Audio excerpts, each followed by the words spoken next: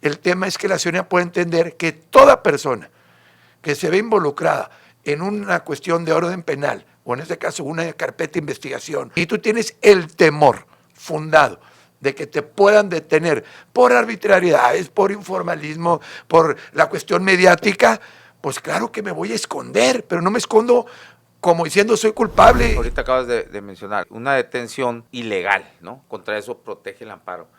Pero decía yo, suena como un oxímoron, el detención ilegal de parte de la Fiscalía, si se supone es una institución que procura la justicia y que además un juez le otorga esa orden de aprehensión a la Fiscalía, ¿cómo puede resultar ilegal? Pues hay que recordar que la orden de aprehensión, a diferencia en el sistema tradicional, ahora nomás es para una simple conducción al proceso, para llevarte ante el juez, nada más. Se menciona el amparo, pero es realmente la suspensión que se concede. O sea, tú promueves el juicio de amparo, pero van ahí paralelamente solicitas una suspensión del acto reclamado. ¿Cuál es el acto reclamado? La orden de aprehensión, que tú le dices al juez federal que en tu concepto es ilegal. Para fines prácticos, yo sí quisiera llegar a la conclusión de que esta persona se va a tener que presentar. Porque yo escucho, veo como que mencionan, tiene un amparo. No, señores, con todo y su amparo se va a tener que presentar ante el juez de control para llevar una audiencia inicial. ¿Cuál es la única posibilidad de que no se presente? Bueno, pues que se fugue.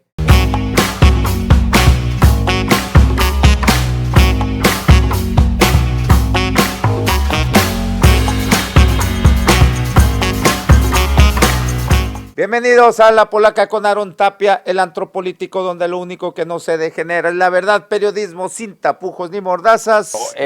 Iniciamos, sí, Maximino. Sí. Bueno, estábamos ahí platicando en el corte sobre la película esa de Maximino Ávila Camacho, que sale Ana Claudia Talancón, bellísima, ¿no? Sí. Y muy buena actriz también. La película se llama Arráncame la vida, la ¿no? vida de Ángeles Mastreta. Es de la novela Ángeles Mastreta, de ahí está retomada. Protagonizada también como Maximino, Daniel Jiménez Cacho, actorazo también, ¿no? Sí. Bueno, ahí está. Nos agarramos como el Chavo del 8, ni modo. Cultural. Así es. Bueno, bienvenidos Rodolfo Montes de Oca y Rodrigo Salas, abogados penalistas, que nos van a, además de analizar el ejemplo que vamos a tomar para que nos expliquen cómo es el procedimiento, cuál es el camino y cómo pues los jueces deciden otorgar los amparos, en este caso un amparo penal, y tomando de ejemplo el caso del doctor de los sueros vitaminados, donde, bueno, pues desafortunadamente hay 8 personas, ¿no? Primero 6, a finales de marzo, principios de abril, 6 personas, todas que se habían aplicado este suero. Y después salen otras 2 más que habían sido anterior, ¿no? Una en febrero, creo que otra un año antes, en fin. En un principio el doctor pues estaba en calidad de prófugo, pero luego pues aparece y dicen, bueno, no ha aparecido, o no sé si ya en la audiencia inicial apareció, pero bueno, se cuenta con un amparo penal. Y bueno, de eso va a tratar el tema de hoy. Bienvenido, como siempre, Rudy, el taquillero Montesquieu. De Montesquieu. En François, Rodolfo, el taquillero Montes de Oca. Y Rodrigo Salas. A Rodrigo no le voy a decir nada, capaz de que me mete una llave aquí y me deja torcido. Sí, no. Y anda rápido porque va a ir a pelear a Las Vegas, va a entrenar. Sí. Si quieres, iniciamos con Rodrigo, que fue el que propuso el tema. A ver, ¿cómo es el procedimiento, Rodrigo, de cómo se solicita el amparo penal, bajo qué causas? Claro. Y pues tomando el ejemplo del doctor de los sueros vitaminados. No, claro, por eso te propuse el tema, precisamente, Aaron, y más aquí obviamente con el experto Rodolfo. ¿Por qué? Porque como abogados consultores, independientemente cuando estamos en la práctica, lo primero que se nos viene, y esto es como profesores también, si el amparo es un recurso o es un juicio. Entonces me voy a poner un amparo, me voy a amparar. Y no, digo, precisamente es para la ciudadanía que pueda entender esa parte, que es una protección de una autoridad federal, ¿sí? para que un acto no se realice, en tanto no se revisa si ese acto no lo va a juzgar como una sentencia, va a juzgar si los requisitos para lo que fue ese acto de molestia están conforme a derecho.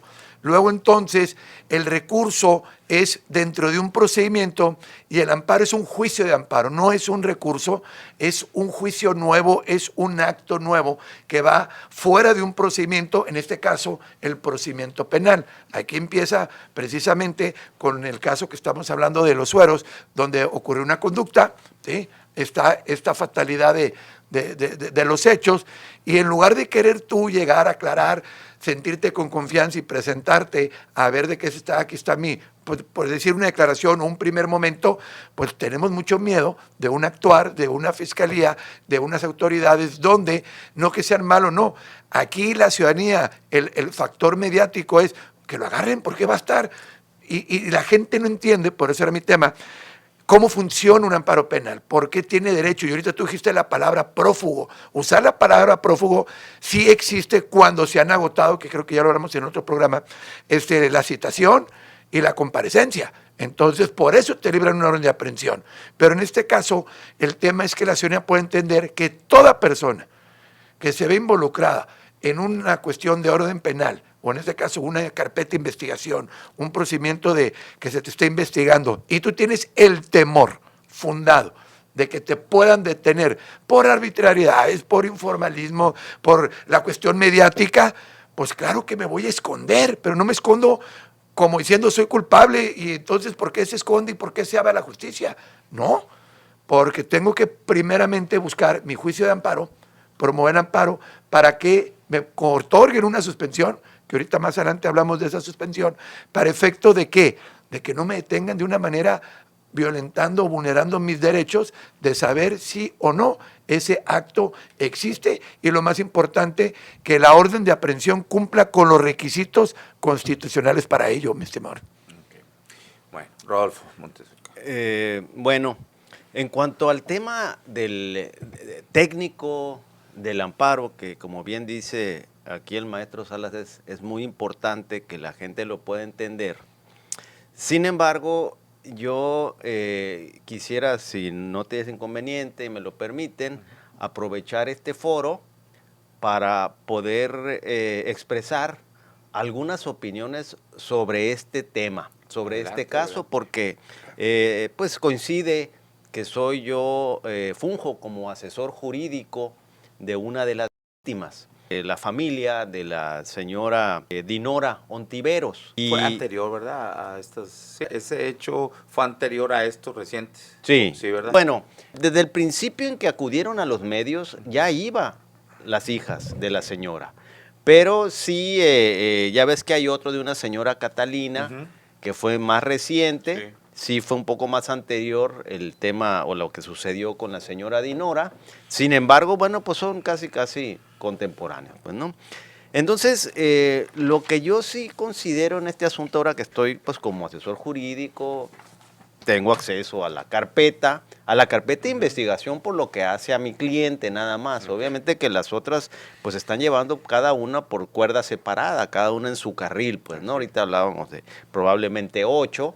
En este caso, pues yo solamente estoy como asesor jurídico de una familia, y a mí me parece que esta es una tragedia realmente de carácter extraordinario. O sea, no es un delito o no es un hecho, pues, ¿no?, que puede considerarse como delito, de los que comúnmente o cotidianamente pueden estar sucediendo. Un robo, unas lesiones, que si bien es cierto, también deben ser atendidas con la mayor diligencia.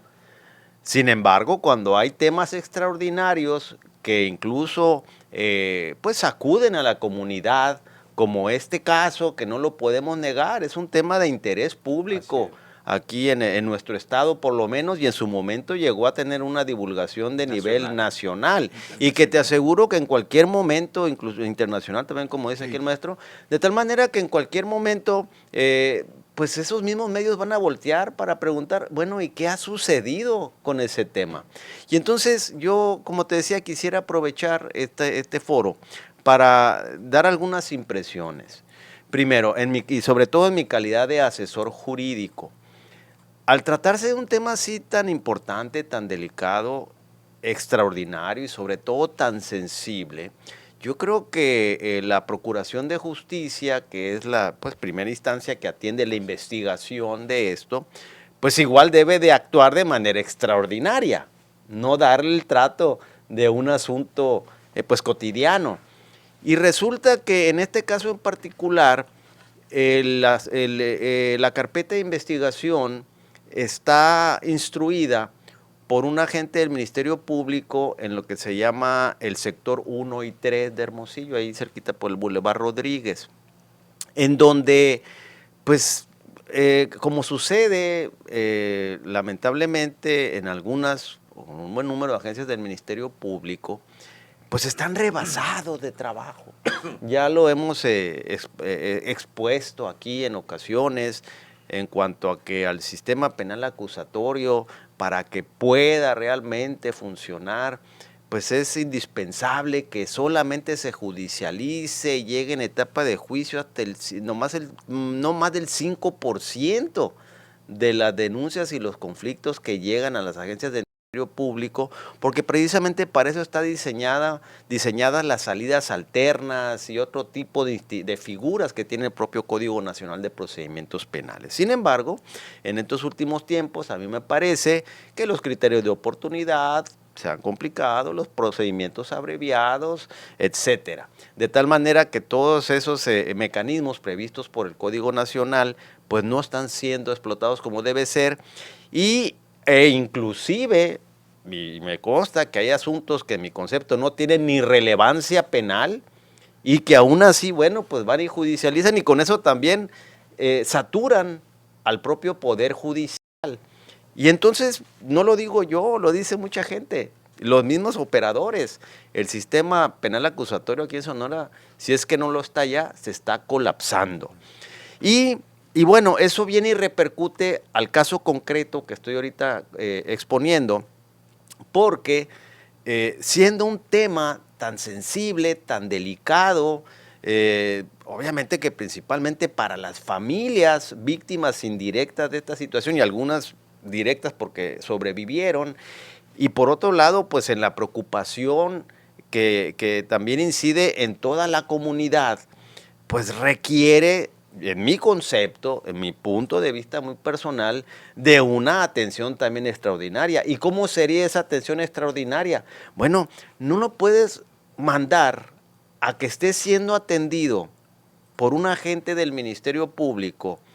En una agencia inclusive el espacio pues es relativamente limitado, en donde tiene pues él 3 agentes del Ministerio Público, le llaman auxiliares, pero que sobre todo son para poder darse abasto para atender las audiencias, porque ese es otro punto, además de que tienen que hacer trabajo de investigación, también tienen que atender las audiencias, y una audiencia te puede llevar no nomás toda la mañana, todo el día, y entonces ya en ese momento, pues ya no realizaste trabajo de investigación, ya no tuviste oportunidad de acordar las promociones presentadas por los asesores jurídicos o por la defensa, ya no hablemos de ordenar actos de investigación o participar en los mismos, mucho menos. Entonces, si veo yo esta agencia del Ministerio Público en donde está un titular que no me puedo quejar en cuanto a su atención y sobre todo a su esfuerzo por tratar de atender como debe ser este caso o estos casos, sin embargo, en mi concepto es humanamente imposible que él pueda darle la atención que requiere un asunto de esta dimensión, teniendo nomás esos 3 agentes del Ministerio Público que en la práctica realmente serían casi como secretarios de acuerdos, aunque tengan ese tipo de nombramiento.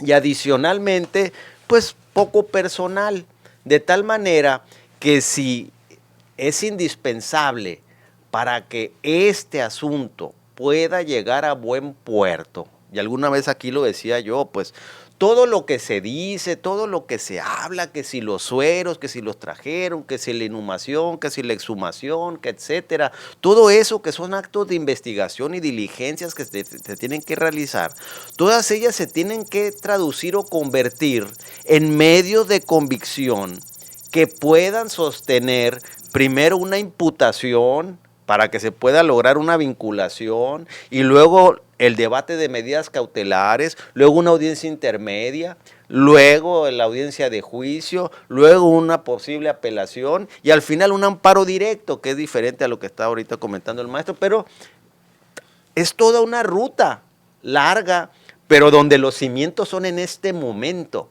donde la imputación que realice el agente del Ministerio Público en la audiencia inicial, que inclusive tengo conocimiento de que el 6 de mayo está programada la audiencia inicial.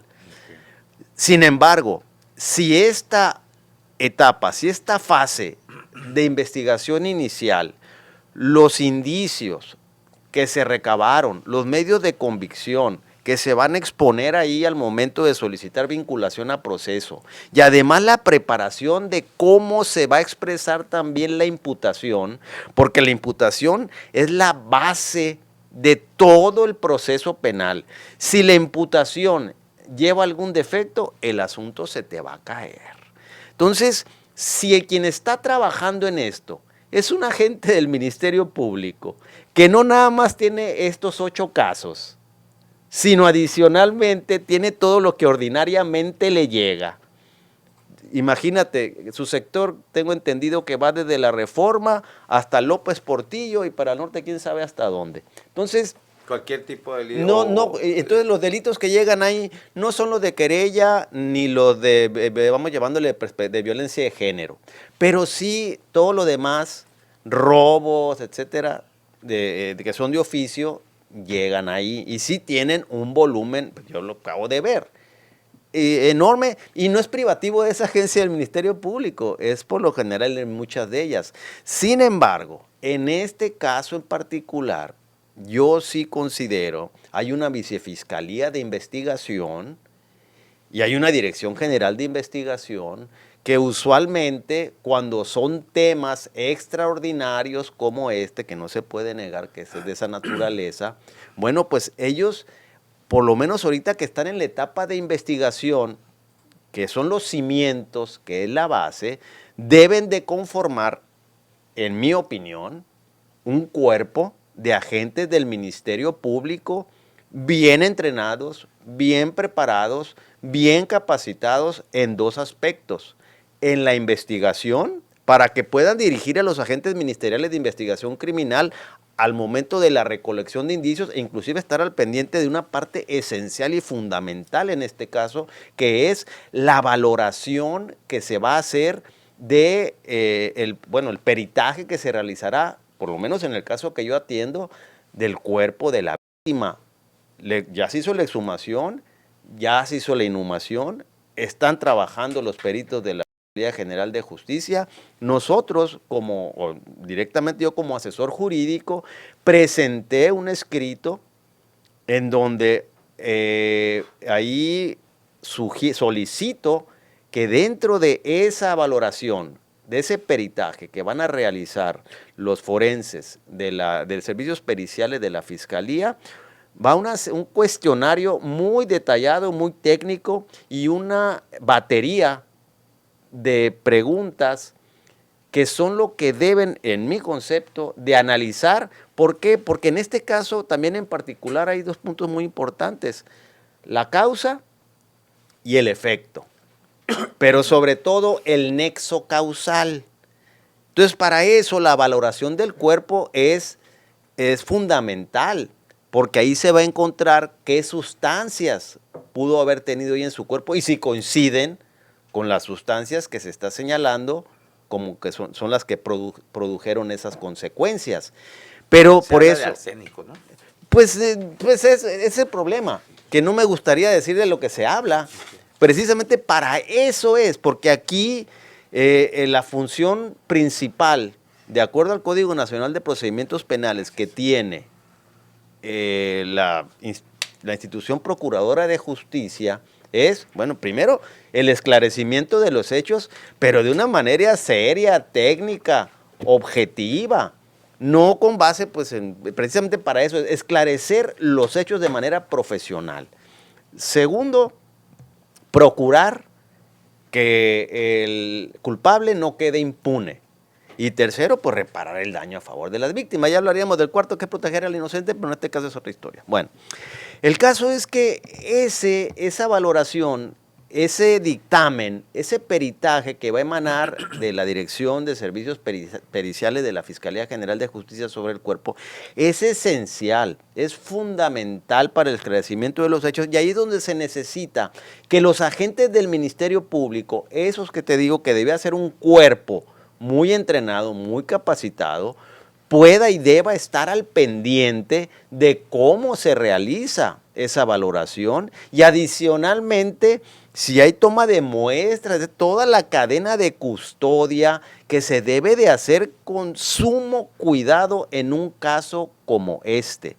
De tal manera que si, en mi concepto, se continúa con un solo agente del Ministerio Público, que, como le digo, me parece que está haciendo su mejor esfuerzo y con lo que le alcanza, pero humanamente no es posible. Un tema de esta envergadura requiere de un cuerpo de agentes del Ministerio Público que por lo pronto se encargue de la etapa de investigación para la recolección de todos esos medios de convicción que van a ser el soporte de todo el procedimiento que acabo de mencionar, desde la etapa de la imputación hasta el momento de un amparo, eventual amparo directo.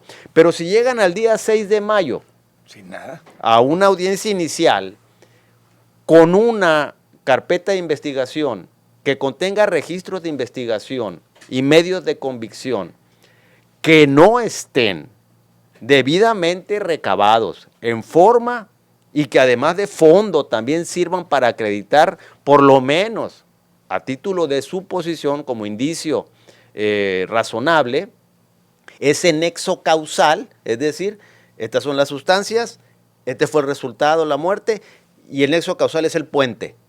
Pero eso se tiene que demostrar por lo menos a título de indicio razonable y que le haga permitir y que le permita al juez suponer que efectivamente se cometió ese hecho señalado como delito por la ley y que esta persona fue probablemente quien lo cometió. Pero si no llegas con eso sólido, puede ser que haya un juez ahí, pudiera pensarse, pues, ¿no? Que sea, pues, condescendiente, por decir en un momento. Pero eso es solamente la vinculación. Y decías hace un momento, la imputación ya no se va a poder cambiar. Después podrán recabar algunos otros medios de convicción. Pero desde la etapa de la vinculación debe de ir el asunto lo más sólido posible. Entonces, mi llamado es a que, en este caso y en particular, obviamente, el que yo atiendo, y no porque quiera un privilegio, sino que todo el tema en general sea atendido por un cuerpo de agentes del Ministerio Público que estén entrenados y capacitados para esta etapa de investigación inicial. Luego deberá de entrar en su relevo, o algunos de los que formen parte de este equipo, los que lleguen a atender la audiencia inicial, porque eso es litigio. Hay una área de litigación que también debe estar especializada y es la que debe de tomar la estafeta, o bien desde este momento tenerlos con ellos para que al momento de la audiencia inicial lleguen debidamente preparados, porque la defensa, pues obviamente que se va a preparar. ¿Ya viste el abogado que traen de defensa, no? Ellos. Sí. No. No, el doctor. El doctor. No, ¿quién es? ¿Quién es? Pues es la defensa. Sí, por eso, el doctor Pesqueira Leal. Ah, bueno. Pues puede traer a Jorge Pesqueira O sea, Leal. te digo porque qué importante lo que estás mencionando, Rodolfo, de que está, obviamente, por lado de la defensa, cómo van a defender, y tú como asesor, precisamente todo lo que estás diciendo. Entonces, creo yo que no se trata, y yo cuando soy defensa, ¿qué defensas son mejores y qué abogados? Ahorita nomás por mencionar el nombre, porque ya salió público, ya están las noticias que él es el que está llevando, o va a llevar la defensa del doctor. Entonces, te da ese nivel de lo que estás diciendo tú, precisamente, ¿no? Y los cuidados con lo que se tiene que hacer.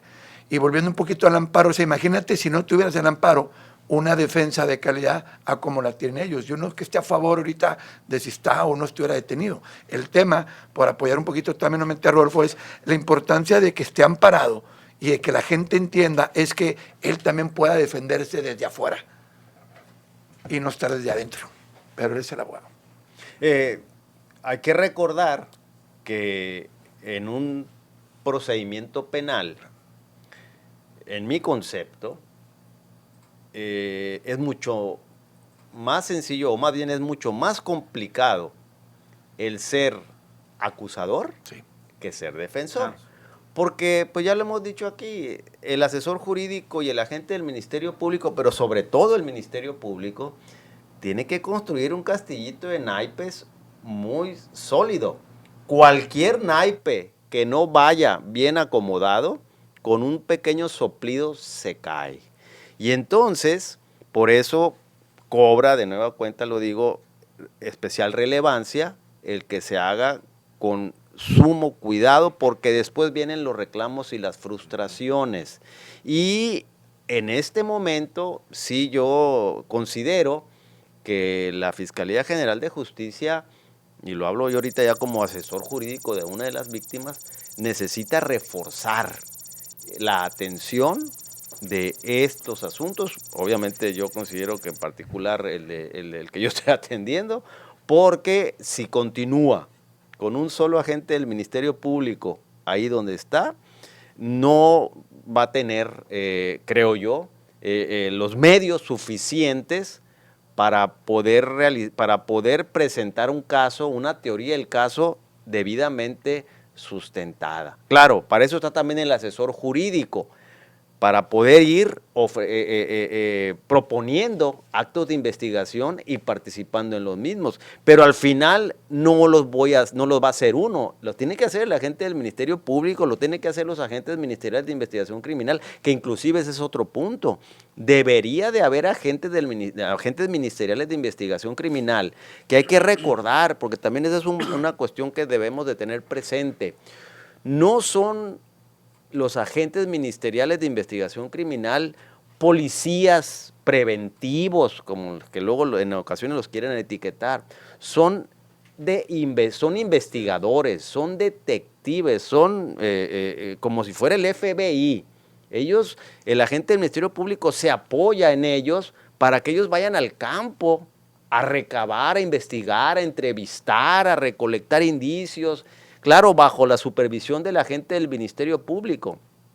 Pero si está el agente del Ministerio Público teniendo que atender audiencias todo el día, casi todo el día, y todas las demás carpetas de investigación que tiene ahí, y luego no tiene agentes ministeriales de investigación criminal asignados exclusivamente para él, ya no digamos para este caso, para esa agencia del Ministerio Público, bueno, pues entonces este tema, pues no, en mi concepto, tiene la atención que debe tener, tomando en cuenta la relevancia que representa para nuestro Estado. Entonces, es un primer comentario nomás. Rodrigo.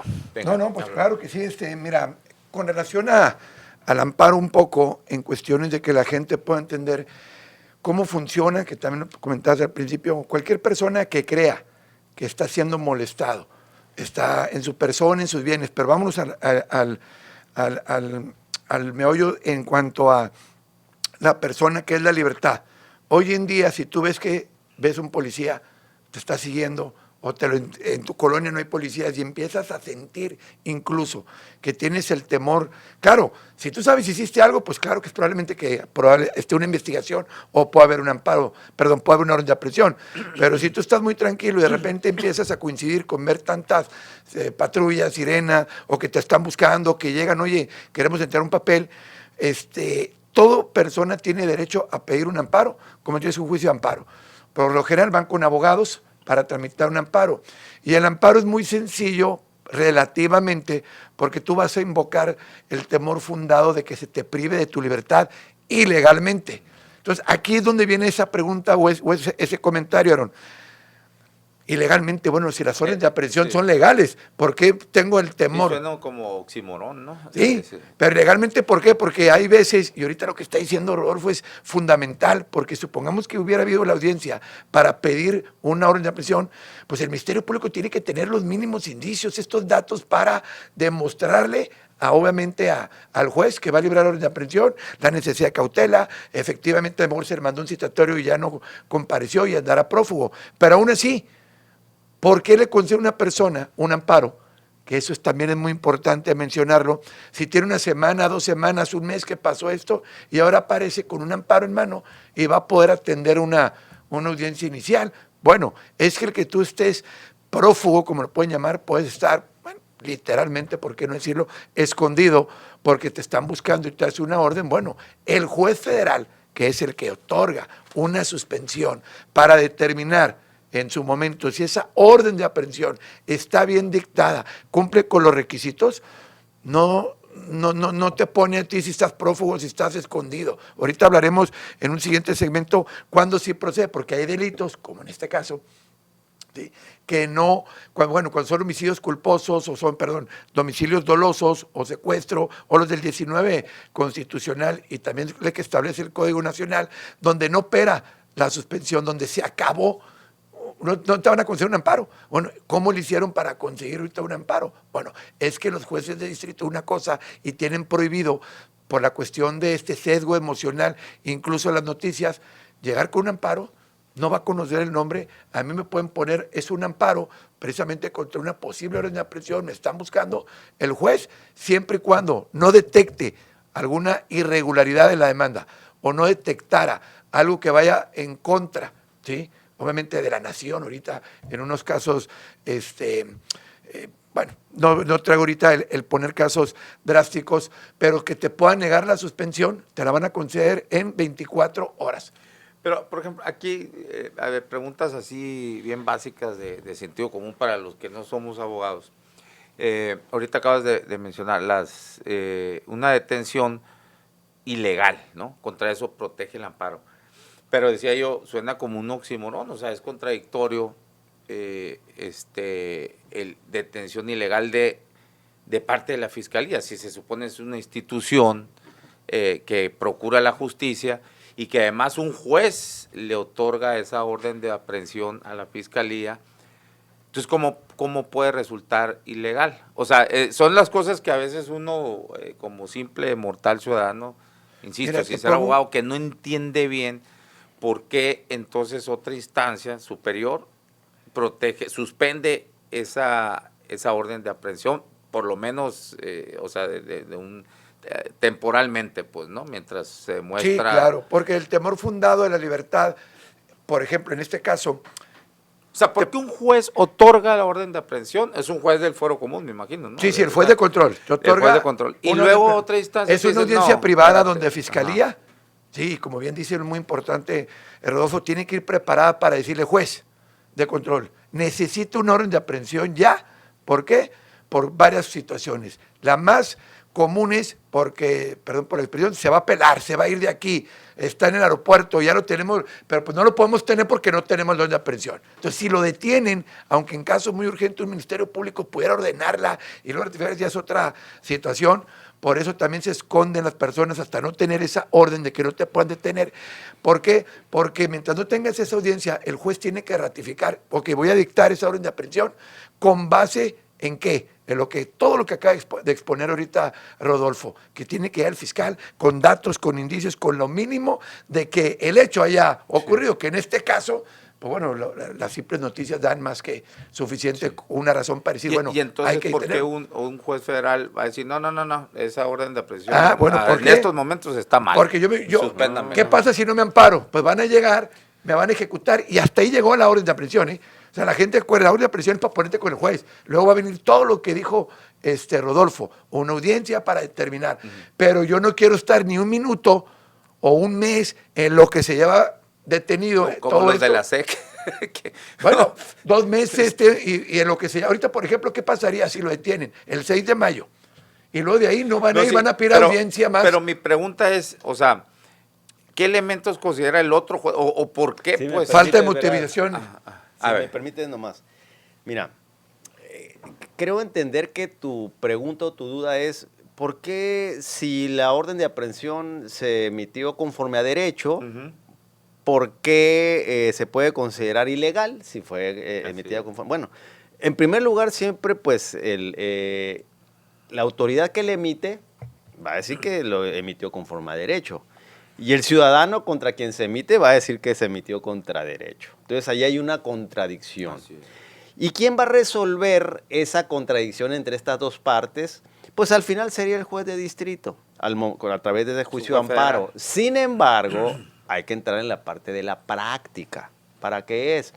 Hay que recordar que la orden de aprehensión, a diferencia en el sistema tradicional, ahora nomás es para una simple conducción al proceso, para llevarte ante el juez, nada más. Se libra la orden de aprehensión, como bien dice también Rodrigo, hay que acreditarle al juez de control para que te conceda o libre esa orden de aprehensión, pues esencialmente 3 puntos que refiere el Código Nacional: peligro de sustracción, peligro de obstaculización del desarrollo de la investigación o riesgo para la víctima, testigos o la comunidad. Si el Ministerio Público va y le acredita alguno de esos 3 elementos, entonces el agente, a título de suposición, el juez le concede la orden de aprehensión, pero es una orden de aprehensión para que vayan los agentes ministeriales de investigación criminal, lo ubiquen a esa persona, juez, aquí te lo traigo. Es nomás llevarlo, vamos llamándole así, a fuerzas con el juez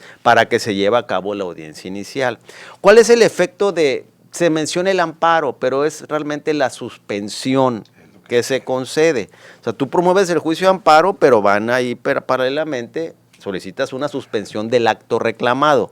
¿Cuál es el acto reclamado? La orden de aprehensión, que tú le dices al juez federal que en tu concepto es ilegal, porque sabes que te fueron a buscar a Mix o a alguien que te querían detener y yo no he cometido ningún delito. Entonces, en mi concepto, es ilegal que me quieran detener. Es tu punto de vista.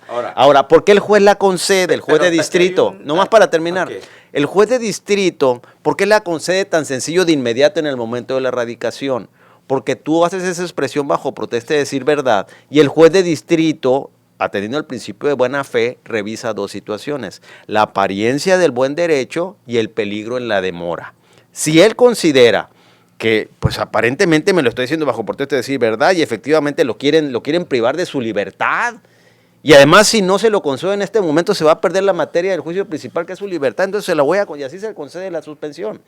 Ahora, esa suspensión no es una patente de corso, no es para hacer lo que te dé la gana. No es para siempre. No, es en ese momento, bueno, se fija una audiencia incidental para resolver si es que sí, para que reciba informes el juez de distrito y sepa si es que verdaderamente existe o no una orden de aprehensión. Entonces, si uno de los jueces o el juez oral informa efectivamente, aquí hay una orden de aprehensión en contra de él, el juez federal le va a decir al imputado, si no la hay, bueno, pues si no la hay, se niega. La tienes, pero llega una audiencia y entonces el juez va a decir, en virtud de que ya todas las autoridades rindieron su informe y dijeron que no existe una orden de aprehensión, pues se sobresee el juez y ya la suspensión pues no va a operar. ¿Por qué? Porque no hay un acto reclamado que proteger en ese momento. Ya se niega la suspensión definitiva y queda sin efecto la suspensión ahí, en ese momento, ¿no? Y ahorita va a ser importante para ligarlo yo con el caso que estamos atendiendo. Entonces, bueno, ¿para qué le sirve al imputado? Nomás para que no lo levanten ahí en la calle y lo lleven afuera en ese momento con el juez de control. Pero cuando informe el juez de control y diga que sí hay un orden de aprehensión, el juez federal le va a decir al quejoso, o en este caso imputado, oye, te voy a dar 3 o 5 días para que te presentes allá, porque aquí me aparece, si no, la suspensión va a quedar sin efecto. Entonces, para fines prácticos, yo sí quisiera llegar a la conclusión de que esta persona se va a tener que presentar. O sea, claro, no crean supuesto. que porque hay una suspensión, Es algo que porque olvidar. yo escucho, veo como que mencionan, tiene un amparo. No, señores, con todo y su amparo se va a tener que presentar ante el juez de control para llevar una audiencia inicial. ¿Cuál es la única posibilidad de que no se presente? Bueno, pues que se fugue, Pero ya también aquí hemos platicado muchas veces. pues Ya ahí Fugarte, queda bueno, va a haber. queda sin efecto, Bueno, ¿no? y estas, y mira, imagínate, Claro. yo te lo he dicho, mira, Es un pues desacato a la autoridad federal. lo hemos platicado aquí. La policía, los policías mexicanos son los mejores policías del mundo. Cuando quieres que te encuentren a alguien, te lo van a encontrar y te lo van a traer. No vas a andar a gusto. No puedes andar por el mundo sin una tarjeta de crédito y sin un celular. Y con esos dos instrumentos te encuentran fácil en este momento con la tecnología. Un simple ejemplo que a lo mejor no fue la autoridad mexicana, pero fíjate cómo pueden encontrar. Ve a Farías con una identificación falsa, con una fisonomía un poco diferente, ya con barba. Ahí está detenido.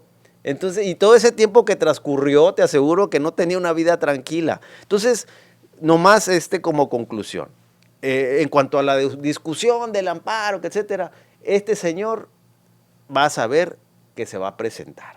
Ahora, lo que sí viene y es muy importante es el debate de la medida cautelar que se le va a imponer. ¿Por qué? Porque aquí hay varios criterios. Hay veces que los jueces de distrito, en ocasiones, van más allá al momento de conceder la suspensión, y eso por determinación allá del Pleno Regional Centro Norte, en el que comprende a Sonora, en donde inclusive concedían la suspensión para que en audiencia inicial no les impusieran la prisión preventiva. Sin embargo, eso ha venido cambiando por la reforma que se le hizo al párrafo segundo del artículo 19 constitucional en sus últimos renglones, en el sentido de que debe haber una interpretación literal de ese párrafo. Y entonces, bueno, ya los jueces, hay algunos que sí, algunos que no, pero bueno, al momento del debate de la prisión, de la medida cautelar, pues evidentemente que la fiscalía, pienso yo, va a pedir la prisión, por supuesto. la prisión preventiva. Y bueno, ahí tienen que ir bien preparados para justificarla ante el juez. Entonces, ahora, otro punto importante. Esa suspensión que puede tener en este momento este señor imputado para esta audiencia, que en la que te está citado, tengo entendido, para el 6 de mayo, esa suspensión, si en el ínter o después, resulta que en el caso, por ejemplo, que yo estoy atendiendo, en donde se está, pues yo procuraré que vaya lo más sólido posible, aunque tenga que esperar a lo mejor más tiempo, pero que vaya bien sustentada. Y si en un momento dado se tiene que acudir a solicitar una orden de aprehensión para presentarlo ante el juez, esta misma suspensión que tiene en este momento no le va a servir para este otro caso. Esa suspensión solo sirve para los actos reclamados que hayan sucedido con anterioridad a que presentó la demanda de amparo, no con posterioridad. Y la orden de aprehensión que en un momento dado pudiera lograr el caso que yo atiendo sería un acto posterior, de tal manera que la suspensión que actualmente está él, vamos llamándole disfrutando o gozando, no le serviría. Tendría que estar sacando amparo tras amparo, para obtener una suspensión tras otra suspensión, tras otra suspensión. Pero es solamente, volvemos a lo mismo, solamente en mi concepto es nomás retardar un poco el hecho que es irremediable, el de que se va a tener que presentar ante el juez de control, y ahí sí vuelvo a lo mismo. Es esencial que ya los registros de investigación, los actos y diligencias que haya realizado el agente del Ministerio Público en sus pesquisas, en su indagatoria, vayan lo más sólido posible, sobre todo para acreditar eso que acabo de mencionar, por lo menos para la etapa de vinculación, que le permita al juez de control contar con indicios razonables que le permitan suponer que se cometió ese hecho establecido, señalado como delito por la ley, y que esta persona probablemente lo cometió.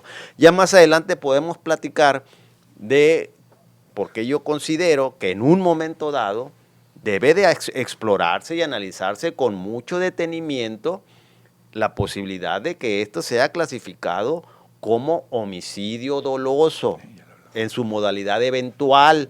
Tiene una trascendencia, bueno, ya esa trascendencia la voy a platicar si quieren en el siguiente segmento para que continúe Rodrigo. No, claro, pero es que eso es muy importante del amparo, como bien dice Rodolfo.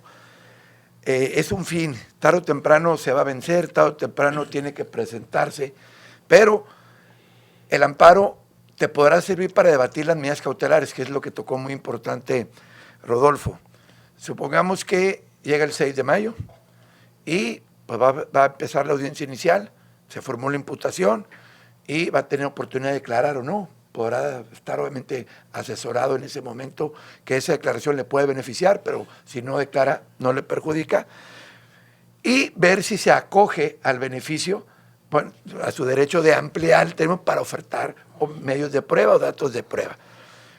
Ahí puede seguir amparado, pero una vez, dependiendo, porque eso sí desconocemos el amparo, porque ya hay jueces de distrito que lo otorgan para que ni siquiera quedara detenido por prisión preventiva, ninguna, bueno, le justifican oficiosa, pero si logran vincularlo por delito doloso, ya puede cambiarse y puede entrar la prisión preventiva de oficio.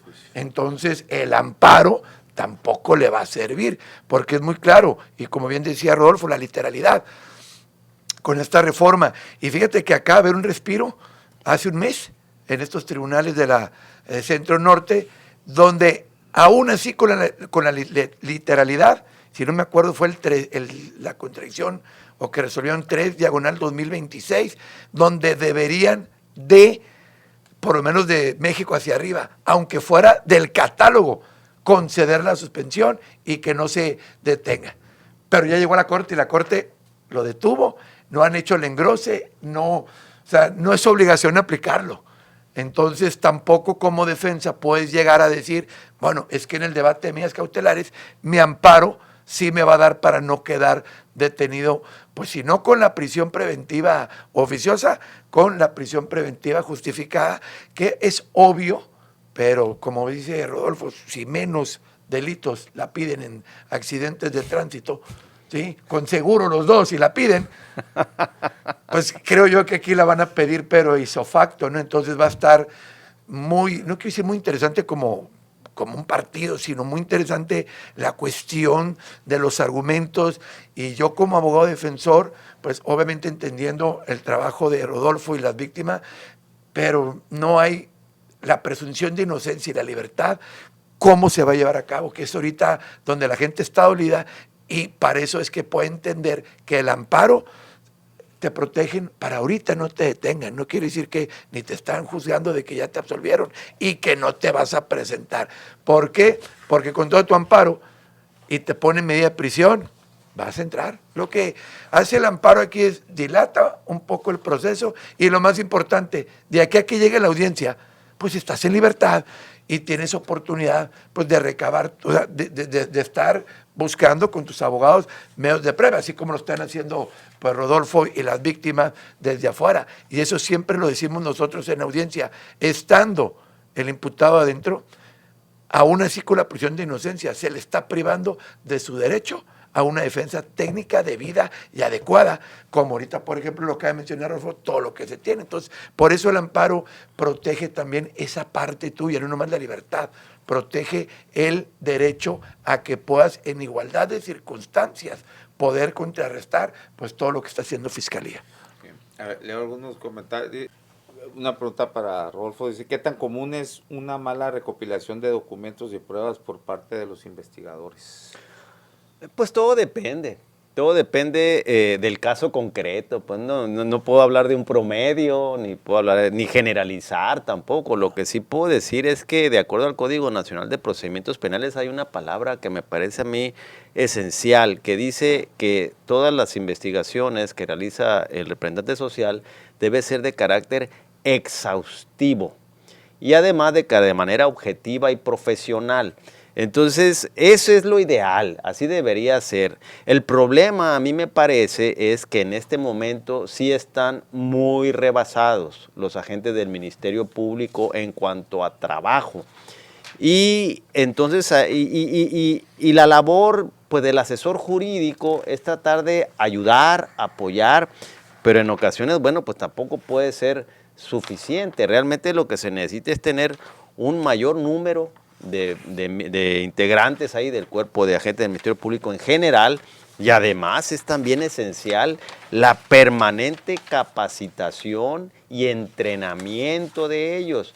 Y en ese entrenamiento va precisamente el cómo se deben de recabar los indicios para que se cumpla con el debido proceso, porque cada tipo de indicio tiene sus reglas de cómo se debe de tratar y cómo se debe de incorporar, en un momento dado, primero aportar a la carpeta para que constituya un registro de investigación y después, en su momento, para llegar a una audiencia de juicio, cómo se van a incorporar debidamente. Tienen una técnica que para mí ya el derecho penal, que anteriormente se desdeñaba en cuanto a su formalidad en la parte procesal, es, en mi concepto, igual o más técnico que el mismo derecho procesal civil.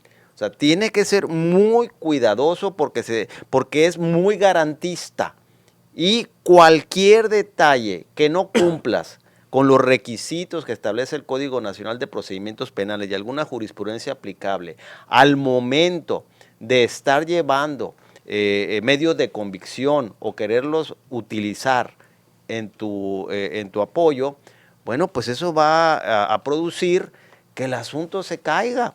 Entonces, nomás para responder la pregunta, sí me parece a mí que lamentablemente por la carga de trabajo, no por mala voluntad o porque no quieran, sino tienen una carga de trabajo tan grande que en ocasiones no pueden cumplir a cabalidad o a detalle con todas las exigencias procesales en la integración de esa investigación. Ahí es donde debe de ayudar el asesor jurídico, pero de cualquier manera la principal responsabilidad corresponde al Ministerio Público.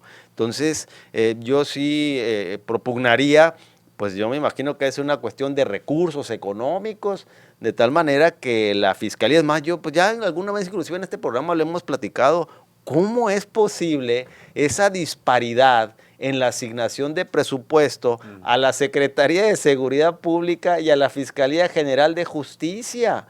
Pero yo me acuerdo, no sé si fue el año pasado, cuando analizamos, eran como 3.500 millones para la Secretaría de Seguridad y como 2.300 para la Fiscalía, cuando la Fiscalía tiene que hacer labores jurisdiccionales, de investigación, mucho más amplias que la de la Secretaría de Seguridad Pública. Muy bien. ¿Conclusiones, Rodrigo?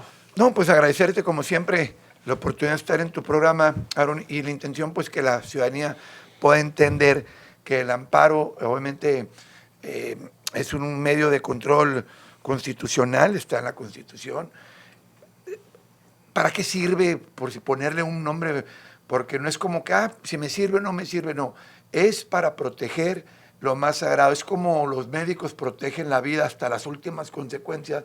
Pues bueno, la Constitución y el amparo penal, en este caso, como también lo refirió la suspensión, Rodolfo, pues es mi doctor que me puede impedir que no me priven de los derechos. Ahí rápidamente decías, un ejemplo, la Fiscalía agarra y te libra una orden de aprehensión por fraude. Fraude, cuestiones, contratos, cuestiones de préstamo, incumplimiento de contratos. Y como está Fiscalía y está el juez de control, Fiscalía con lo que tiene, con su versión, va y le dice, juez, necesito orden de aprehensión.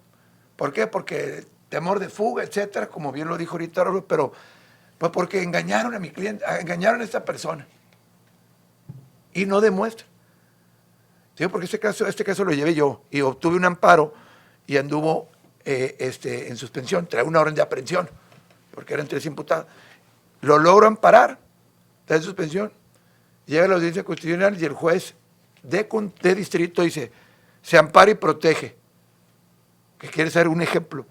Caray, pues ¿cómo que ampara y protege? Entonces que ya no tengo una opinión. Sí, está mal dictada, está mal fundada, está mal motivada, porque a criterio, sin entrar a la jurisdicción, esto es meramente contractual, es materia mercantil o civil. No veo, ni el fiscal no le pudo acreditar al juez el engaño, en el momento no está claro, y canceló la orden de aprehensión.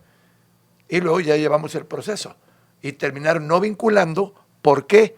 Por el simple y sencillamente que se determinó, como lo dijo el juez de distrito, al analizar la orden de aprehensión, que no se daban ciertos elementos, ciertos hechos o que no, probablemente no alcanzaba a tipificarse la conducta del engaño o el error que establece el fraude para una persecución penal o para una orden de aprehensión. Eso lo dijo el juez federal.